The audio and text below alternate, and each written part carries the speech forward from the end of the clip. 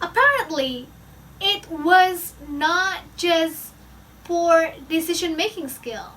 He just had no brain cells. How stupid a person can be to not realize that he is stupid. If Gi-hoon got transported into the Alice in Borderlands dimension, he wouldn't live a freaking day.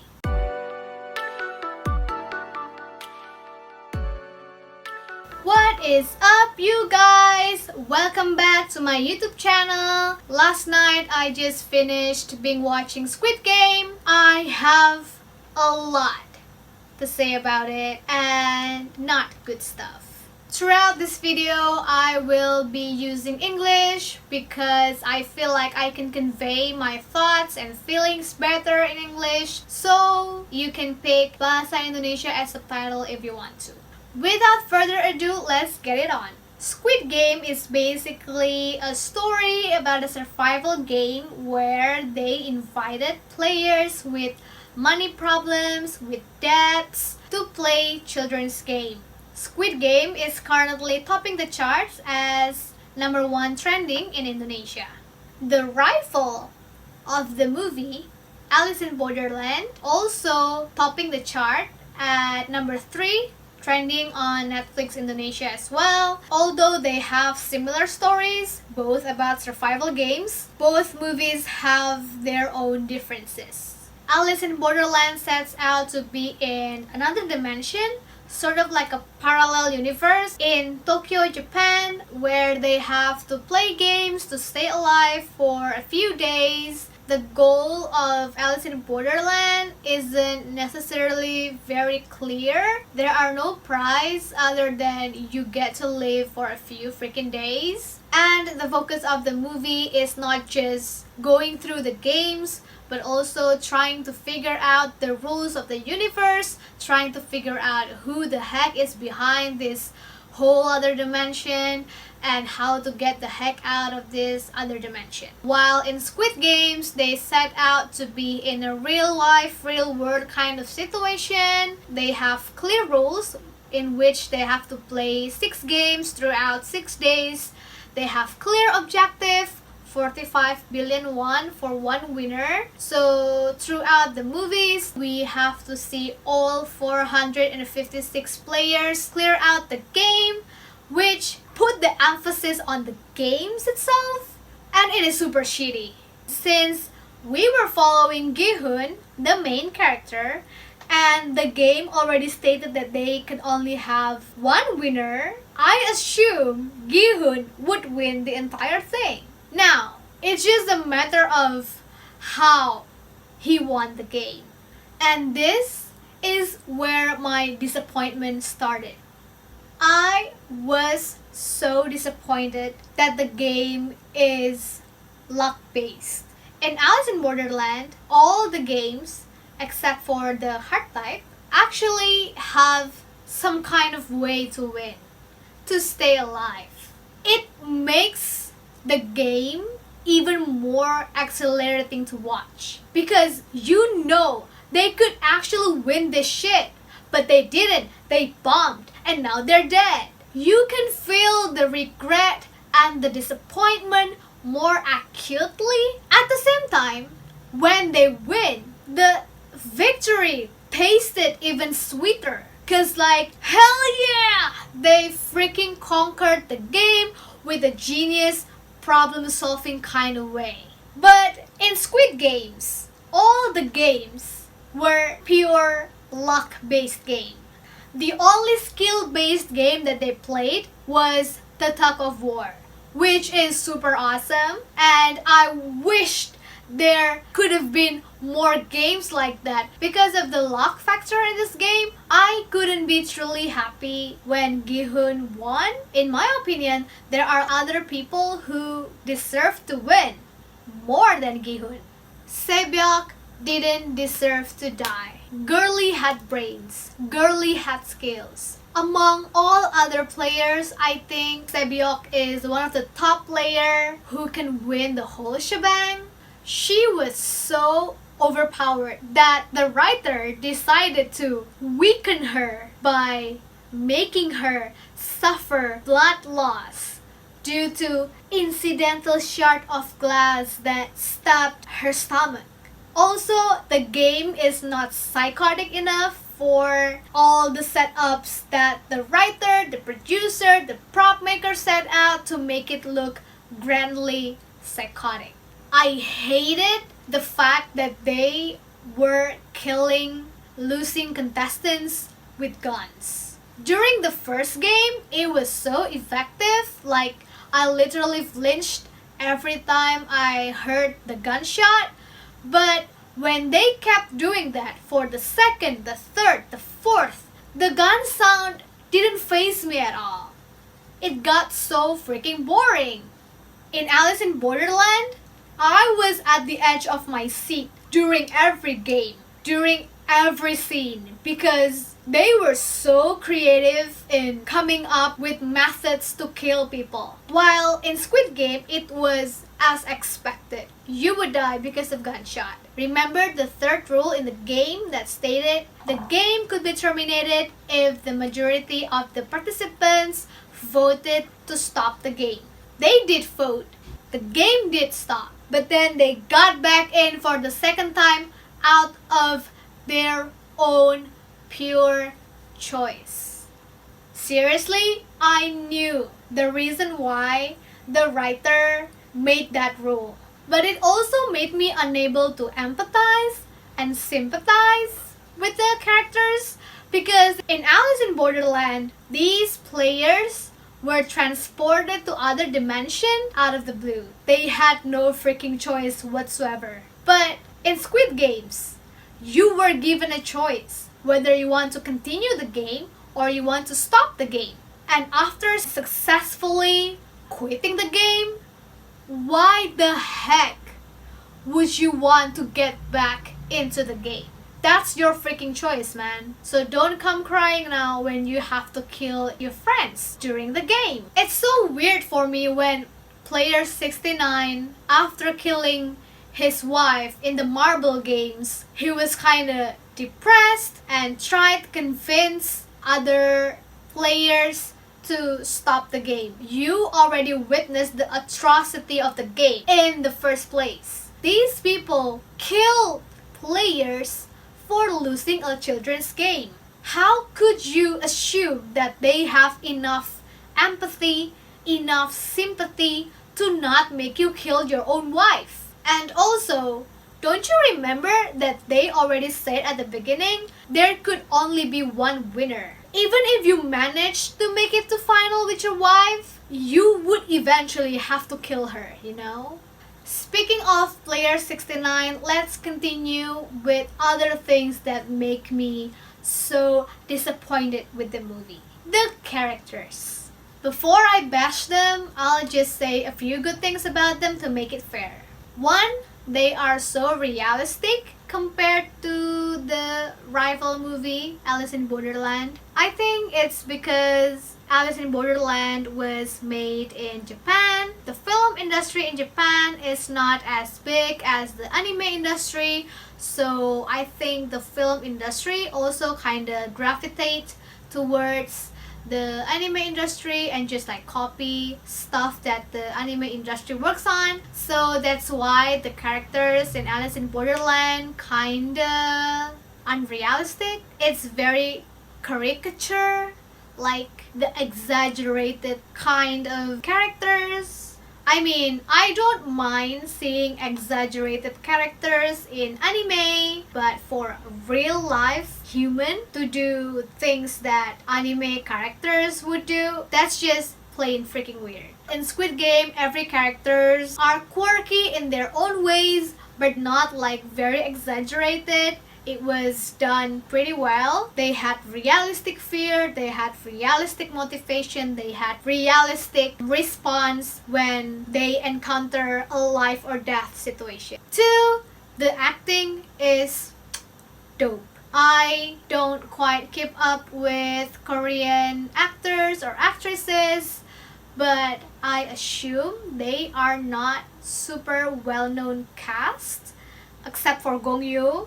So they have performed well, albeit that this just as expected, from the grand film industry of South Korea. Now, to the bad stuff of the character. I freaking hate Gi-hun, the main character. At the beginning, I appreciated this Gi-hun character, because he claimed that he loved his daughter, but then he used the fried chicken money to go to a horse race betting parlor. He even went so far as stealing the money from his mom's bank account. Just from that one scene, I can tell that he had a poor decision-making skill, which kind of made sense since he had a lot of debt. This is a good show don't tell kind of shit that I, as a writer, really like. But then, he just went beyond my expectation. Apparently, it was not just poor decision-making skill. He just had no brain cells. He's just so freaking stupid, and I cannot believe this stupid guy won the entire game. See? That's cause this game is pure luck-based game. If Gi-hun got transported into the Alice in Borderlands dimension, he wouldn't live a freaking day. He would definitely die at the first game. Throughout the games, throughout the movies, you can see that he had no brain cells, he had no skills, he just followed other people, he had no agency whatsoever. All he had is pure luck and kindness. Really? Kindness winning the entire psychotic game like this? It was just too cliche, too cheap, too convenient. It's not that I am against kindness, okay? I think kindness could really make you gain something in life, but this is a pure no-brainer type of kindness in the middle of a psychotic game. After he won, he found out that his terminally ill mom was dead. At this point, I'm like, bruh! You basically got back into the game the second time because you wanted to get money for your mom's surgery bills. Why don't you tell neighbors or anyone to keep an eye on your mom? Like, that's just common sense. I totally thought that he did it, that he did tell somebody to take care of his mom while he was away, but it wasn't shown in the movie because, minute quota. But apparently, he did not. That was just plain dumb, and then he got depressed and he decided not to use his prize money. All the dead souls of other players are wreaking havoc right now, especially Sebyok and Sang-woo, cause he promised them that he would take care of their family, but he did not for 1 year. Then he got over his depression, he started anew, and the first thing he did, he dyed his hair red. So not only he was stupid, he also had bad fashion taste. And at the last scene, this legit made me want to snap my phone in half. He didn't freaking board the plane! Yo! You wanted to get back in the game for the second time, partially because you wanted to be financially stable so your daughter didn't have to move to the US. You've been a freaking douche of a dad who didn't do shit for your daughter this entire time. You missed her birth. You gave her a lighter gun for her birthday. You just got off the phone with her promising that you would bring gifts to the US. And now you didn't board the freaking plane because you feel the need to save some stranger's ass with their loads of debt? You decided to get back in the game because you managed to win just this once because of pure luck and thanks to your friends? You wanted to get back in the game because you wanted to destroy the system that had been going on for years? How stupid a person can be to not realize that he is stupid. Man, that skillful, handsome policeman didn't even succeed at destroying Squid Game. And now you think you can do it? Speaking of that police, I am also mourning for his poor decision-making skill. He knew about the bomb. He could have just set it off, then escape, and Squid Game would be destroyed. The only reason why he didn't set it off is because he haven't found his brother. But honestly, to hell with his brother. Don't you start acting like you care about him now when in reality you don't even feel that way about him before you knew about Squid Game. Come on. That police guy was the only one who knew how long Squid Games have been going on. Meaning, every year a secret massacre happened in the South Korea. Hundreds of people died. As the police officer of South Korea, how dare he decide that a single life of his brother is more important than the lives of hundreds of South Korean citizens for the years to come? Moving on to another character that I want to address, the grandpa. This plot twist did not faze me at all because I kinda see it coming after the breakout fight. I found it very weird that during the breakout fight, while the game master was overlooking the place with the CCTV, he just all of a sudden decided to call off the fighting because this random grandpa screamed that he was so scared. It's just weird because you seemed to have no problems watching hundreds of men die during the first game, and now your conscience knocked when a grandpa said that he was scared. In my humble opinion, the grandpa was not creepy enough to become the mastermind of the game. Especially when he did the monologue during his last breath where he said that he hadn't had fun in a long time. Don't spend your last breath telling me obvious things. I can tell from watching the whole movies that you're killing people for fun, for entertainment purposes. Rather than that, why don't you tell me other shit that matters? Like, I don't know, you could just explain why there are Western foreigners witnessing the game.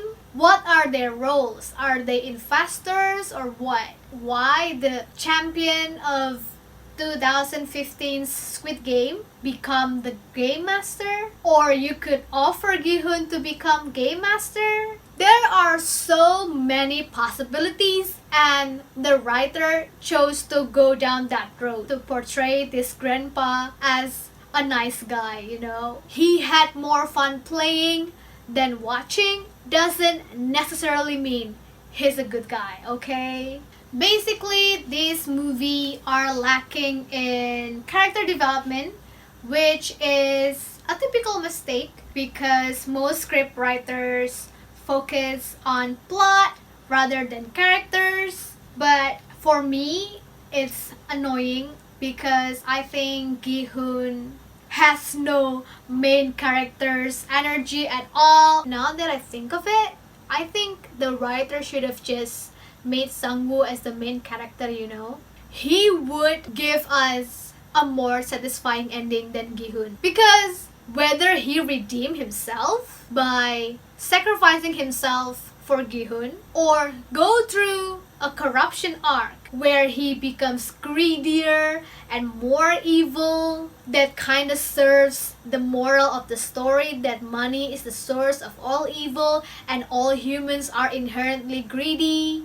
It would just impact the viewers differently and in a much stronger way.